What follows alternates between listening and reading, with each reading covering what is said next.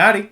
Today I'm going to be talking about The Three-Body Problem by Cixin Liu, a Chinese science fiction novel, the first in a trilogy referred to as Remembrance of Earth's Past. Outside of its acclaim, this novel really caught my attention, as I have never read any works of literature from China. The story begins at the height of China's Cultural Revolution and follows a girl, Ye Wenji, who sees her father, a college physics professor, killed during a struggle session by members of the Red Guard, who, during the paranoid political air in China at the time, would look for any excuse to punish intellectuals that might have been influenced by Western thought, her father being a proponent of Einstein's theories. Due to her connection to her father and her shared love of science, she is deemed a political pariah, imprisoned for a number of years until she is brought onto a secret project, transmitting and monitoring potential messages from outer space. Time then jumps many decades, and in the modern day, we are encountering this crisis where scientists are killing themselves, unable to continue their research. We then follow a nanomaterials researcher, Wang Miao, and his kind of salty, hard-boiled detective partner, Dashi, as they investigate this phenomenon, primarily by playing a video game called The Three-Body Problem. On the whole, I found the mystery of the three-body problem really compelling, one that wields a pretty robust understanding of scientific theory to reinforce its ideas. Though this wasn't nearly as challenging and esoteric a read as like the last two Cormac McCarthy novels I read, which also delved heavily into physical and mathematical theories, Cixin does a really good job of balancing the actual mystery and narrative with some of the bigger concepts and weaves them together in a really, really cool way. It stresses the significance of knowledge, that suppression of our natural desire to learn and better understand our world is a very malevolent thing. This is expressed in a couple of different ways. First of all, most obviously, is through the political lens of this book. I did find the perspective of this book quite refreshing. One that was critical of China's role in its cultural revolution and what it did to intellectuals at the time. Here is where I feel I need to discuss the story of The Three-Body Problem, and so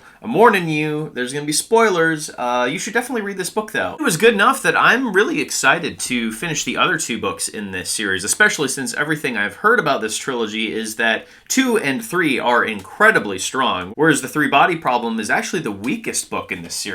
Establishing this historical backdrop is really important to the themes of The Three-Body Problem because the suppression of intellectual development by the Chinese government at the time parallels how alien civilizations will use intellectual suppression as a tool of warfare. Upon finishing the book, we are provided with a note from the author stating that their work is largely apolitical, and that one of the key enduring appeals of science fiction as a genre is its ability to make insightful commentary to people across the political and cultural spectrum. And the ultimate takeaway from The Three-Body Problem, ideologically at least, is that these grievances and anxieties we have living together in human society are small potatoes compared to the existential threats that we may one day face. And that our inability to kind of get past these superficial anxieties we have about each other is truly the more corrosive force. I was talking with a buddy of mine who has read this as well as the other two novels in this trilogy, and he commented how Cixin received flack generating controversy in his own country and how critical he is, but also from Western audiences who argue he's not being critical enough. And where do I stand in the middle of this debate? Right in the middle, comfortably lodged on the fence. I thought the perspective was pretty sensible, fair, balanced. Didn't seem actually all that radical at all. In a good way. Not in the sense that I wasn't challenged either. I think I learned a lot, culturally. About as much as I learned about physics, to be honest. The whole outline of the titular problem was incredibly fascinating, but I also found the cultural context really enriching. Like how even within the field of astronomy, at the height of the Cultural Revolution, terms like sunspot carried such symbolism that they had to be omitted from scientific reports. Where I think the cultural divide did impact my reading experience in a slightly less positive way is the actual writing style itself. I'm still kind of unsure as to whether that's even the reason why I find some of the writing in this book to be, like, maybe not great, or at least some of it doesn't register well with my palate. I think it's pretty appropriate that I just discussed the translation process for the Book of Disquiet. I also found the translator's notes here to be very interesting. In translating, my goal is to act as a faithful interpreter, preserving as much of the original's nuances of meaning as possible without embellishment or omission. Yet a translator must also balance fidelity to the source, aptness of expression, and beauty of style. The best translations into English do not, in fact, read as if they were originally written in English. The English words are arranged in such a way that the reader sees a glimpse of another culture's patterns of thinking, hears an echo of another language's rhythms and cadences, and feels a tremor of another people's gestures and movements. I really like that quote, and I think it boils down the essence of a translator's task and the cultural significance of translation. As much as I carry that context with me, I do believe that the dialogue here and there was kind of flat. And some of the phrasing, too, felt a little bit blunt in places. That's also not to say that there isn't a poetic dimension to the writing style either. There are some really beautiful sentences. It's just a very strangely written book. Like, some of it is really quite eloquent in a way that I think suits it and serves its aims, too. I think this directness, especially given the complex subjects it's discussing, it's a real benefit to be able to deliver this information succinctly, but I also think that approach carries over in the realm of characters, how they express themselves, and how they work as a mechanic within the story that feels a lot clunkier. It's a criticism of this book that I do stand by, but I don't really think that it mars it all too much. This book is more concerned with ideas and concepts than it is trying to function as this psychologically rich character study. And I do think that in the places where Cixin has put in the work to develop a human story, it does enrich the experience in a certain regard. You get on a real hot streak reading this book from the get-go. It has this incredible sequence of this revolutionary girl being killed and used as target practice, and from then on, the stakes are really high and things feel quite emotionally fraught. Then things slow down and the mystery of the modern era begins to set in. And while I think all of the sequences within the video game, The Three Body Problem, are fascinating, once we get this twist reveal that Ye Wenji is the one orchestrating all of the events that have led to scientists committing suicide, including her own daughter, Yang Dong, who, when I thought about it, actually reminded me a lot, at least as they function as a device in their respective stories, of Alicia Western or like Julie Mao from The Expanse. But once Ye Wenji's role in this grand conspiracy is revealed, we spend a lot more time jumping back to the past to flesh out her story, and I thought that it really slowed down the momentum I had built up prior. Ye Wenji meets a misanthropic billionaire who provides the capital for her conspiratorial organization, goes on this diatribe, total soapbox moment where he decries the ecological crimes of mankind for like pages and pages. It was way too on the nose. I think that this was really just to literally explain how we arrived from the past to the present, so that Cixin could address all of the plot holes that would arise from this jump in time occurring. Ye is easily the most well-drawn character, at least on a psychological level. Her motivations for betraying the human race are quite profoundly illustrated. The scene where her father is murdered is quite distressing. Her treatment within the prison is really upsetting. Like, there's this one scene where a guard throws cold water on her while maintaining this very cheerful disposition. And the way that she's betrayed by Commissar Lay when she's working at the base, it's just felt so cold and callous. Her state of mind is really well fleshed out, but I felt just as much could have been communicated in a shorter amount of time than was indulged in this stretch of the book. We got the pieces necessary for her to function simultaneously a sympathetic and antagonistic character. One of the most emotionally resonant scenes in the novel is when, having carried this loneliness and grief with her, it's been compounded by her sitting in this base for years, hoping to hear something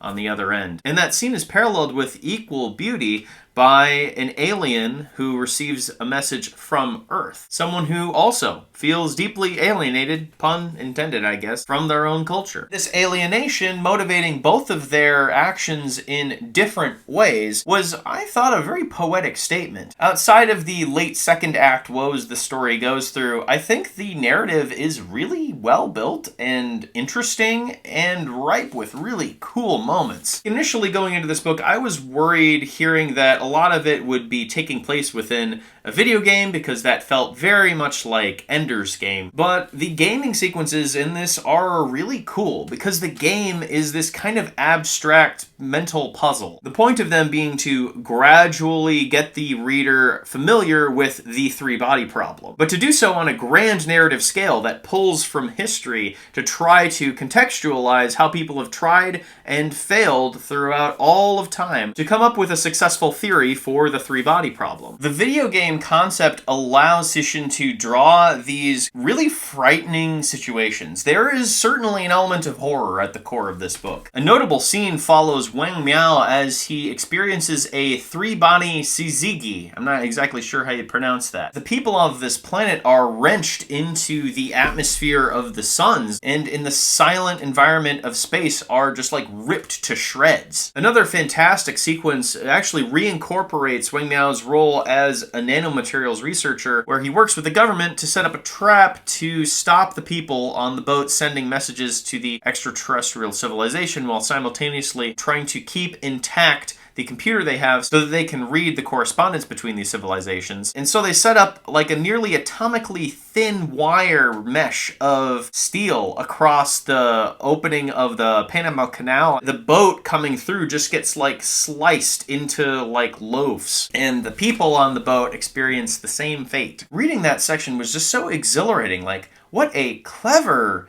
yet unsparing solution they had to this problem. The deeper horror at the core of this book felt kind of cosmic in nature. Yet I'm troubled to actually dub it cosmic horror due to the nature of it actually being thoroughly explained through scientific theory. It's not really about horror of the unknown or the unknowable. It's actually horrifying in a more straightforward level. That the laws of reality, if understood intimately and wielded with malicious intent, could feasibly bring about a waking nightmare for mankind. How Wang Miao, he sees this countdown appearing before his eyes that stays there after he's shut them and won't go away unless he ceases research on his nanomaterial project. That is explained as subterfuge from the Trisolaran civilization. So there does exist early into the novel an element of cosmic horror in the sense that none of the characters know why it is that the fundamental laws of reality are just not working all of a sudden anymore. That's an incredibly terrifying concept. And yet somehow Cixin has drawn an explanation for why things are not working that is just as horrifying as if nothing was working without an explanation. That it is not a universe which is inconsistent, but one that is hostile to us. Probably my favorite part of the whole book is when we get an extensive chapter outlining how the Trisolarans are using their slightly more advanced technology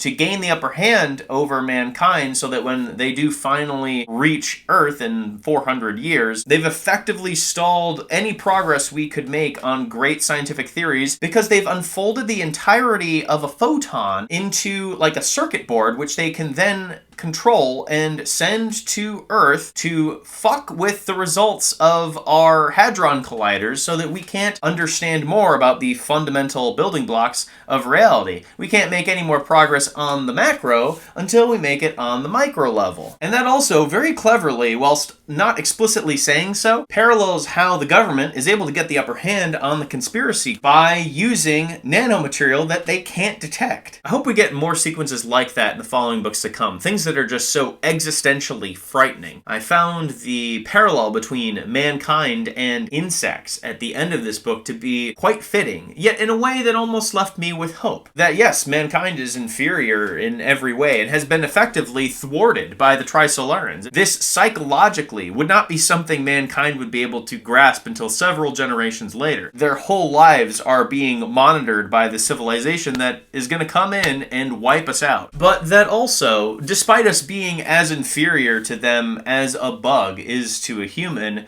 bugs persist. And so while on the face of it, the situation seems incredibly bleak, somehow there is still an optimistic thread for humanity to follow. Now, I was initially going to leave this area for a future Dan segment. He could come in and watch the Netflix series that just came out and give a report and compare and contrast the book to the show.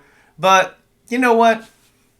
I'm not gonna do that. Life is too short. I already read this book and really liked it. I don't want to watch a more diluted, Americanized version. Where are all the Chinese people in the show? Benedict Wong can't carry the whole thing on his shoulders. It just seems to me like they've removed all the very interesting context and cultural background that makes it kind of a distinct work. As somebody from the US, this was interesting to read because it came from China. Not only that, but it's owned by Benioff and Weiss. The buddy of mine that I chatted with about this book recently did actually watch it, and he said that there are plot elements from like the third book introduced within this first season. I wouldn't want to spoil the great developments that have been laid out in the novels by watching the show. While I respect my limited time on this earth enough not to watch this Netflix series adaptation, you should definitely take the time to read this book. Not only is it a very refreshing cultural export, but one whose concepts are so well communicated and fleshed out that gives it a multi-layered appeal. Despite my qualms over the writing style and some plot beats, the interesting elements are so interesting. So yeah, hopefully you can expect a review for The Dark Forest and At Death's End sometime within the year, and that's about all I got for you today. Thanks for watching.